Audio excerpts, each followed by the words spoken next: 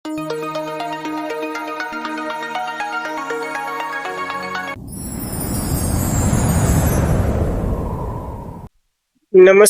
ગુજરાતના અધિકારી મિત્રો, આજે આપણે 3 જાન્યુઆરી 2024 નું મોસ્ટ ઇમ્પોર્ટન્ટ કરંટ અફેર સાથે સાથે જીકે અને જીએસ વિશે ચર્ચા કરવાના છે.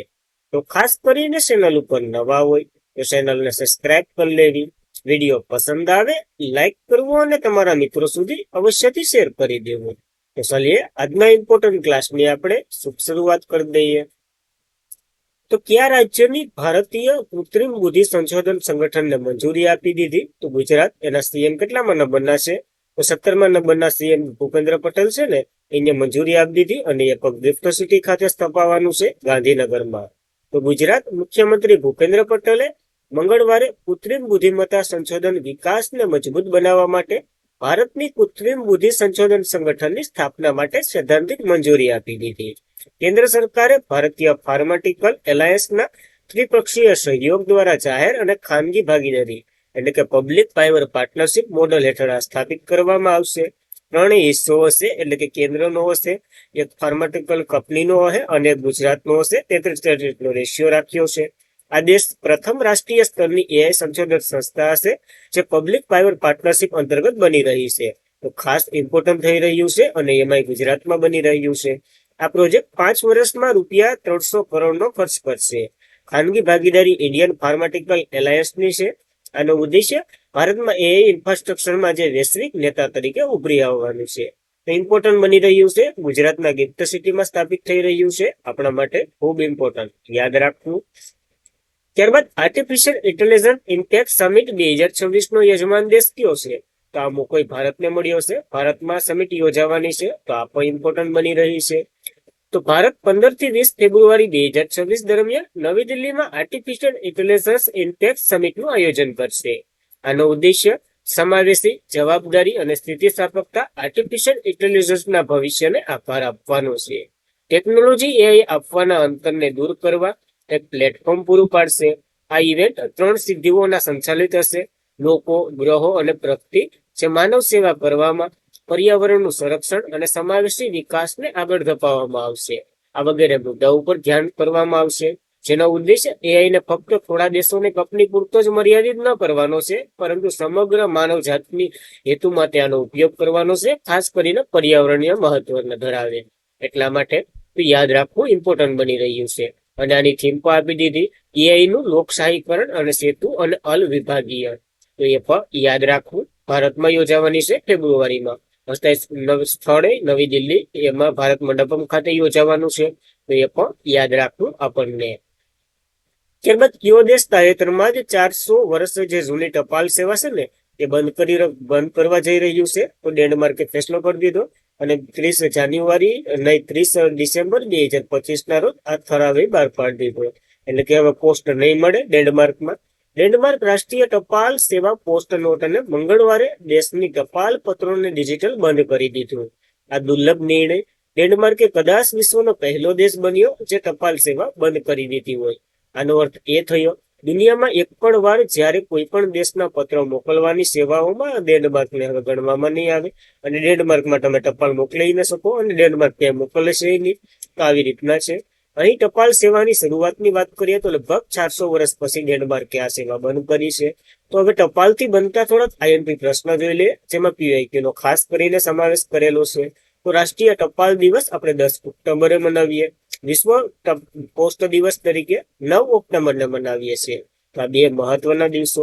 ત્યારબાદ ઓકે, ડેનમાર્કની વાત કરી લઈએ, પછી થોડાક પીઆઈક્યુ વધારાના જોઈ લેશું. એનું કેપિટલ કોપનહેગન છે, સરળ તો કે ડેનિશ ક્રોન છે અને પીએમ મેટ્રી ફેડરેન્સેન છે. તો એ પણ યાદ રાખવું. હવે ભારતનું પ્રથમ 3D પ્રિન્ટેડ પોસ્ટ ઓફિસ ક્યાં શરૂ થયું હતું? જો વિડીયો પોસ્ટ કરી અને તમે આન્સર આપવાની ટ્રાય કરી શકો. આ બધી આપણે ભણેલા છે, તમે કાંઈ નહીં તો ક્યાંક પણ ભણેલા જશો. તો એવું નહીં કે નવા જોડાય તો તમને ન આવડવું જ જોઈએ. અને ખ્યાલ તો કે બેંગ્લોરમાં થયું હતું, બેંગ્લોરમાં. તો ખાસ આ પ્રિન્ટેડ પોસ્ટ 3D પ્રિન્ટર બેંગ્લોરમાં સ્થાપિત થયું હતું. ભારતના કયા ગવર્નર જનરલે ભારતમાં ટપાલ સેવાની શરૂઆત કરી હતી 1856માં? તો કે ડેલહાઉસી આવશે. ડેલહાઉસીએ શરૂઆત કરી હતી. અને આ 1766માં બ્રિટિશ ઈસ્ટ ઇન્ડિયા કંપની દ્વારા ભારતનું પ્રથમ પોસ્ટ ઓફિસ ત્યાં સ્થાપિત કરવામાં આવ્યું હતું. તો બોમ્બે એટલે કે મુંબઈમાં સ્થાપિત કરવામાં આવ્યું હતું. અને ટપાલ વ્યવસ્થાનો પાયો નાખનાર શાસનની વાત કરીએ તો મુઘલનો આખો સમયગાળો છે ને એની વયસમાં સૂર્ય દખલ અંદાજી આપી હતી. તો શેરશાહ સૂરી વાત કરેલી છે, કારણ કે એને જ પાયો નાખ્યો હતો પોસ્ટનો. તો ખાસ આવા ઇમ્પોર્ટન્ટ પ્રશ્ન યાદ રાખવા, કારણ કે પોસ્ટ સરસામાં છે. તો ગમે અહીંયાથી ગમે એ પૂછી લઈ, તંત્રની તો તમને ખબર જ છે. ત્યારબાદ તાજેતરમાં જ ડીઆરડીઓએ પિનાક લોંગ રેન્જ ગ્રાઇન્ડેડ રોકેટનું સફળ પરીક્ષણ કર્યું છે. ક્યાં આનું પરીક્ષણ કર્યું છે? તો ઓડિશાના સાંદીપુર ખાતે આ દરિયા કિનારે પરીક્ષણ કરવામાં આવ્યું છે અને સફળ રહ્યું છે. તો ભારતે 120 kilometre Pinaki long range grinded rocket જેનું સફળ પરીક્ષણ ઉડાન કર્યું છે. આ લાંબા અંતરની ચોક્કસ પ્રહાર ક્ષમતાને મજબૂત બનાવશે અને દિશામાં એક મહત્વનું પગલું ભર્યું છે. ઓડિશાના સાંદીપુર ખાતે હાથ ધરવામાં આવેલા પરીક્ષણ માત્ર જે વિસ્તૃત રેન્જ નહીં, પરંતુ ચોકસાઈ અને દાવાપેશી રીતે પરીક્ષણ કરવામાં આવ્યું છે. યાદ શું રાખવાનું છે? તો પિનાક લોંગ રેન્જ રોકેટ છે ને એનું પરીક્ષણ થયું છે ક્યાંથી? તો કે સાંદીપુર ઓડિશાથી થયું છે. હવે પિનાકની થોડીક વધારે વાત કરી લઈએ. તેનું નામ ભગવાન શિવના ધનુષ ઉપરથી રાખવામાં આવ્યું છે. એનું નામ પિનાક, તો એ કોઈ યાદ રાખવું. પિનાક એક રોકેટ લોન્ચિંગ સિસ્ટમ છે જે ટ્રક અને ફિલ્ડ થયેલ અને ટૂંકા સમયમાં દુશ્મનની શ્રેણીબંધ રોકેટને તોડી પાડે એના માટે આને લોન્ચ કરવામાં આવ્યું છે. પિનાક એ ભારતની સ્વદેશી મલ્ટી-બેર રોકેટ લોન્ચર સિસ્ટમ છે અને આર્મેનિયા ભારત પાસેથી આ ખરીદી ચૂક્યું છે. પિનાક નામની જે સિસ્ટમ છે ને એ તો ખાસ ઇમ્પોર્ટન્ટ ધરી રહ્યું છે આ પિનાક સિસ્ટમ આપણા માટે, કારણ કે આ રોકેટ લોન્ચ કરવાની એક સિસ્ટમ છે, ઇમ્પોર્ટન્ટ છે, સરસામાં છે. ત્યારબાદ ડીઆરડીઓની વાત કરી લઈએ તો સંરક્ષણ સંશોધન અને વિકાસ સંસ્થા જેની રચના 1958માં થઈ હતી, તેની સાથે સાથે કોમેન્ટ કરી દઉં, હેડક્વાર્ટર નવી દિલ્હીમાં છે, ચેરમેન સમીર વિકામત છે અને સૂત્ર શક્તિનું મૂળ જ્ઞાનમાં છે. તો ખાસ આ માહિતી પણ યાદ રાખવી આપણને. ત્યારબાદ કયા સરકારે એટલે કે કઈ રાજ્ય સરકારે ઔદ્યોગિક ગાંજાની ખેતીને પ્રોત્સાહન આપવા માટે ગ્રીન ટુ ગોલ્ડ પહેલ શરૂ કરી છે? તો હિમાચલ પ્રદેશના મુખ્યમંત્રી સુખવીરસિંહ સુખુ એના દ્વારા શરૂ કરવામાં આવી છે. આની પહેલા એને પ્રોત્સાહન આપવા માટેની એક શું કહેવાય કે અમારા રાજ્યની આજુબાજુમાં ગાંજો વવાય એ કોઈને આપણે જોયું હતું. હિમાચલ પ્રદેશના મુખ્યમંત્રી સુખવીરસિંહ સુખુ ઔદ્યોગિક ગાંજાને પ્રોત્સાહન આપવા માટે ગ્રીન ટુ ગોલ્ડ પહેલ શરૂ કરી છે. આ પહેલનો ઉદ્દેશ્ય 2027 સુધી હિમાચલ પ્રદેશને આત્મનિર્ભરતા બનવાના ભાગરૂપે મૂલ્યવાન ઔદ્યોગિક અને ઔદ્યોગિક સંસાધનમાં ફેરવવાનું છે. હવે ઔદ્યોગિક ગાંજો એટલે શું? તો કેનાબિસ સેન્ટર નામનો છોડની જાત છે, ગાંજામાં એક આવે, એ વાવવામાં આવશે. મુખ્યત્વે ઔદ્યોગિક અને વેપારના ઉપયોગ માટે જ ઉગાડવામાં આવશે. આનાથી માનક દ્રવ્ય કે તમે ફૂકો બૂકો એ બધી નહીં બનાવવામાં આવે. અને ગાંજો પુલ્લી, મઢી અને સંબામાં ઉગે છે. તેનો ઉપયોગ ફાર્માસ્યુટિકલ, કાપડ, કાગળ, સૌંદર્ય પ્રસાધનના સાધનો, બાયોફ્યુઅલ, પર્યાવરણીય અનુકૂળ બાંધકામ વગેરેમાં તેના પરંપરાગત ઉપયોગમાં 50% પાણી સાથે કરવામાં આવશે. પ્યોરે ફોર નહીં મળે, પાણી સાથે, એટલે પાણી હારે લેવાનું હોય. તો ખાસ એ પણ યાદ રાખવું. તો આપણા જળમંત્રી કોણ હે એ પણ તમને ખબર હે, CR પાટીલ, તેને પાણી હારે લેવાનું છે ગાંજો, તો યાદ રાખવું. આ ત્યારબાદ તાજેતરમાં જ કયા દેશે સોયઝુન 2.1B રોકેટ પર 52 ઉપગ્રહ સફળતાપૂર્વક લોન્ચ કરી ચૂક્યું છે? તો આ રેકોર્ડ રશિયાએ કરી નાખ્યો છે. હમણાં જ 52 ઉપગ્રહ એક હારે લોન્ચ કરી નાખ્યા છે, જેમાં 2 મહત્વના છે, નકર બીજા બધી તો નાના નાના જ છે. તો રશિયન અવકાશ નિગમ રોસમોસે રવિવારે જાહેરાત કરી, રશિયાએ સોયુઝ 2.1 રોકેટ દ્વારા 52 ઉપગ્રહ સફળતાપૂર્વક અવકાશમાં છોડ્યા છે. 2ST-2T છે એ ઉપગ્રહ છે, નકર બીજા 50 જેટલા તો નાના નાના જે છે વાત કરીએ વિદ્યાર્થીઓને બનાવેલા છે ને એ બધી છે. તો ખાસ આ 52 નો આપણે યાદ રાખવો. રશિયાએ લોન્ચ કર્યા છે રોસમોસ ખાતેથી.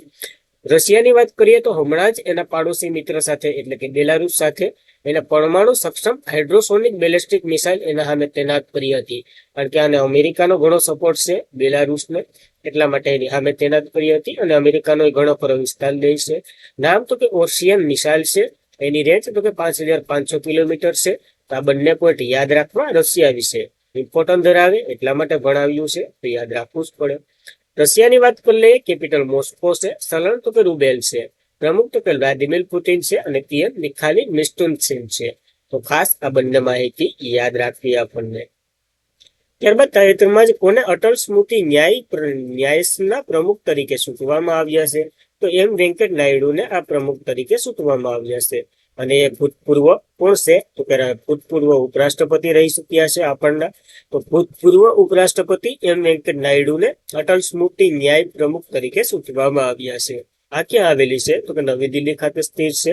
તો નવી દિલ્હીમાં અટલ સ્મૃતિ ન્યાય સોસાયટીના પ્રમુખ તરીકે ભૂતપૂર્વ ઉપરાષ્ટ્રપતિ વેંકૈયા નાયડુની પસંદગી કરવામાં આવી છે. અટલ સ્મૃતિ ન્યાય સોસાયટીના સ્થાપક અને સભ્ય રામ બહાદુર રોય, વડાપ્રધાન નરેન્દ્ર મોદી સહિત ઘણા મહાનુભાવો હાજર હતા અને આને બેહાડા ખુશીએ એટલા માટે યાદ રાખવા. અટલ સ્મૃતિ ટ્રસ્ટ એ શું છે તો કે આ એક એવી સંસ્થા છે જેનો મુખ્ય ઉદ્દેશ્ય ભૂતપૂર્વ વડાપ્રધાન અટલ બિહારી વાજપેયીના જીવન, વિચારો, રાષ્ટ્ર અને નિર્માણને યોગદાન રૂપે સાચવવાનું છે. હવે ટ્રસ્ટનું આ જ કામ ન હોય, ઘણું ખરું સાચવવાનું કામ હોય.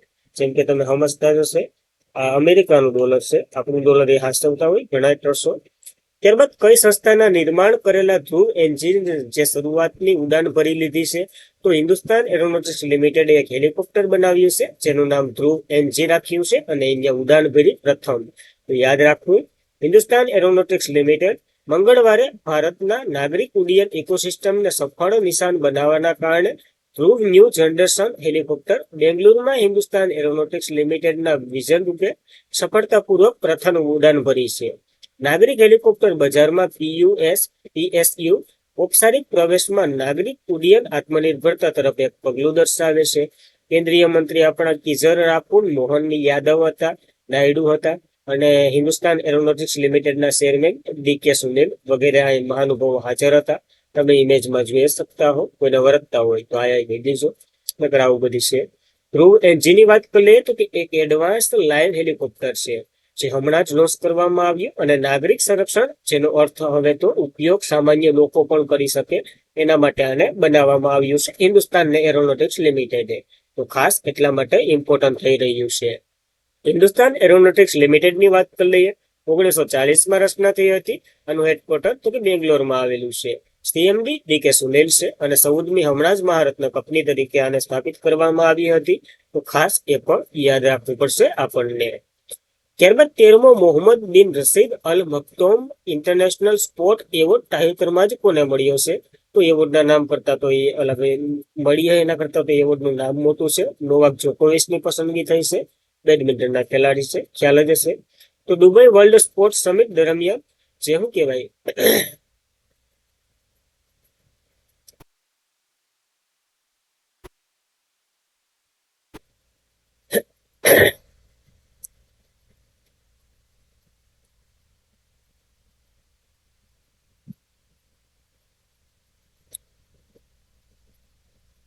તો 13મો મોહમ્મદ બિન રશીદ અલ મક્તોમ ઇન્ટરનેશનલ સ્પોર્ટ એવોર્ડ તાજેતરમાં જ કોને મળ્યો છે તો નોવાક જોકોવિચને એવોર્ડ મળ્યો છે. ટેનિસના ખેલાડી છે અને એ મળ્યો એના કરતા તો નામ મોટું છે એવોર્ડનું, તો યાદ રાખશું. દુબઈ વર્લ્ડ સ્પોર્ટ્સ સમિટ દરમિયાન 13મો મોહમ્મદ બિન રશીદ અલ મક્તોમ ઇન્ટરનેશનલ સ્પોર્ટ એવોર્ડ વિજેતાની જાહેરાત કરવામાં આવી છે. જેમાં કોની તો કે સર્બિયાના ટેનિસ ખેલાડી છે નોવાક જોકોવિચ, એની પસંદગી કરવામાં આવી છે. અને આ ઇવેન્ટ દુબઈમાં યોજાઈ હતી જેની થીમ તો કે રમત દ્વારા વિશ્વને એક કરવાનું હતું. તો ખાસ આવા મહત્વના પોઈન્ટો આપણને યાદ રાખવા, ડાયરેક્ટ નામ પૂછાઈ શકે. ત્યારબાદ ગિનીને નવા રાષ્ટ્રપતિ મળ્યા છે. ચૂંટણી પંચ દ્વારા પ્રકાશિત કામચલાઉ એટલે કે પરિણામો અનુસાર ગિનીને ચૂંટાણના વડા મામાડી ડોમિયાન્સ રાષ્ટ્રપતિ તરીકે ભારી બહુમતી જમથી જીત્યા છે. ઘણો ખરો રેશિયો છે જે ક્યારેય નથી યાદ રાખવાનો. ગિનીની વાત કરી લઈએ, કેપિટલ કોર્નાકી છે. સલામ તો કે ગિની ફ્રેન્ચ છે અને નવા રાષ્ટ્રપતિ બન્યા છે મારમાની ડોમ્બોયા. તો ખાસ એક આ મહાનુભાવે યાદ રાખવા, આપણને પૂછાઈ શકે, યાદ ન રાખવા.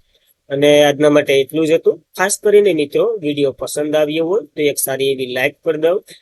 મારા મોટિવેશન માટે એક કોમેન્ટ અવશ્યથી કરી દેવી, તમારા મિત્રો સુધી શેર કરી દેવી અને ચેનલ ઉપર નવા હોય તો અવશ્યથી સબસ્ક્રાઇબ કરી લેવી. તો ચાલીએ કાલનું રિવિઝન કરી લઈએ, પછી આપણા ક્લાસનો એન્ડ આપી દઈએ. તો ભારત દુર્લભ પૃથ્વી ભંડાર વૈશ્વિક સ્તરે કેટલામાં ક્રમે છે? જે વૈશ્વિક ઉત્પાદનમાં તો 1% કરતા પણ ઓછું હિસ્સો ધરાવે છે. તો ત્રીજા ક્રમે ભારતને રાખ્યો હતો, પેલા ઉપર અમેરિકા છે. 2025ના અંતમાં કયું રાજ્ય અથવા તો કેન્દ્ર શાસિત પ્રદેશ પીએમ જયમાં જોડાયું છે? તો ઓડિશા અને દિલ્હી જોડાયેલું. ન જોડાનાર એકમાત્ર પશ્ચિમ બંગાળ, એ ખાસ યાદ રાખવું આપણને. ત્યારબાદ તાજેતરમાં જ કયા વ્યક્તિ બન્યા છે સૌથી ધનિક ભારતીય મૂળના સીઓ? તો જય શ્રી ઉલ્લાસ બન્યા છે સૌથી માઇક્રોસોફ્ટ ને વગેરે પાછળ છોડી તાજેતરમાં જ ભારતે દેશે એટલે કે કયા દેશને પાછળ છોડી અને સૌથી મોટી ચોથી અર્થવ્યવસ્થા બની ગઈ? તો ત્રીજા નંબર ઉપર ચોથા નંબર ઉપર જાપાન હતી, હવે ભારત આવી ગયો. એની પહેલા અમેરિકા, જર્મની ને છે, તો એ કોઈ યાદ રાખજો. ત્યારબાદ તાજેતરમાં સરકારે પાર્વતી આગ્રા પક્ષી ઇકોસિસ્ટમ ઝોન તરીકે જાહેર કર્યું. કયા રાજ્યમાં આવેલું છે? આગ્રા હોય અને યુપીમાં જ જવાનું બાબા. ત્યારબાદ કયા રાજ્યએ તબીબી શિક્ષણ પારદર્શિતા અને સંકલિતને પ્રોત્સાહન આપવા માટે ઈ સ્વાસ્થ્ય સંવાદ શરૂ કર્યું છે? રાજસ્થાને શરૂ કર્યું છે. કોન્ફરન્સો ભરો અને તમારો પર્દાફાશ કરો. તાજેતરમાં જ કયા રાજ્યએ મહિલા T20 આંતરરાષ્ટ્રીય ક્રિકેટમાં વધુ વિકેટ લેનાર ખેલાડી બની ગયા છે? દીપ્તિ શર્માએ આ રેકોર્ડ હાસિલ કર્યો છે. ત્યારબાદ દક્ષિણ ધ્રુવ પર સ્ટિંગિંગ કરીને સૌથી નાની ઉંમરના વ્યક્તિ કોણ પૂગી ગયા છે? તો કામ્યા કાર્તિકે પૂગી ગયા છે, માત્ર 18 વર્ષની ઉંમરે. અને તમે 23-25 વર્ષે અટાણા નોકરીની તૈયારી કરો છો, શરમ કરો. 27મી ફિડે વર્લ્ડ બ્લેસ્ટ ચેમ્પિયનશિપ 2025 ક્યાં યોજાઈ છે? તો આ પદોહાના કતર ખાતે યોજાઈ છે અને એનું રિઝલ્ટ જોઈએ તો કાલ આપણે. અને આજના માટે એટલું જ હતું. ખાસ કરીને મિત્રો, વિડીયો પસંદ આવે લાઈક કરો, તમારા મિત્રોને શેર કરો. ચેનલ પર નવા હોય તો અવશ્યથી સબસ્ક્રાઇબ કરી લેવી. પીડીએફ, સ્ટડી મટીરિયલ વગેરે માટે ટેલિગ્રામમાં જોઈન્ટ થઈ જવું. આપણી ચેનલનું નામ અહીંથી ચોખ્ખા શબ્દમાં આવે, ડિસ્ક્રિપ્શનના લિંક પણ હશે તમારે, ત્યાંથી પણ જોઈન્ટ થઈ શકો. આજના માટે એટલું જ હતું. જય હિન્દ, જય ભારત.